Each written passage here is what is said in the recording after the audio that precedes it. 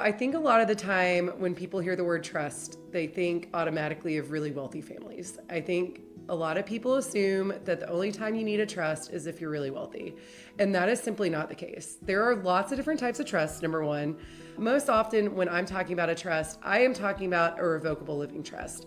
This is basically a will alternative that a lot of my clients use to help their kids avoid probate court altogether. Because wills don't avoid probate court, living trusts do.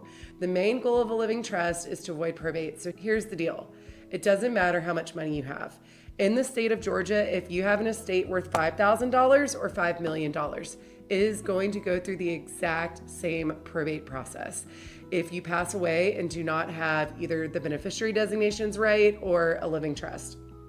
So when a living trust makes sense is if you own real estate or have minor children and you want to make sure that your family avoids probate court, then a living trust probably makes a lot of sense. If your kids are no longer minors, they're adults, you're fine with them inheriting outright, we can add them and make sure that your beneficiary designations are up to date and they will avoid probate.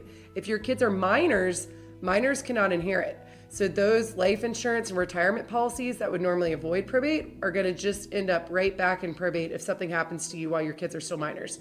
That's where a living trust comes in handy. We can actually name the living trust as the beneficiary of those retirement accounts or life insurance accounts, and then they'll avoid probate still. And your kids will inherit when and how you want to inherit. If you own real estate in Georgia, the only safe, surefire way to avoid probate and make sure your kids aren't paying extra bukus and taxes, or to make sure that your property is not liable to their debts or divorce, is with a revocable living trust. So that is when a living trust makes a lot of sense. If you're older and you no longer own property and all of your kids are adults, a living trust maybe doesn't make sense anymore.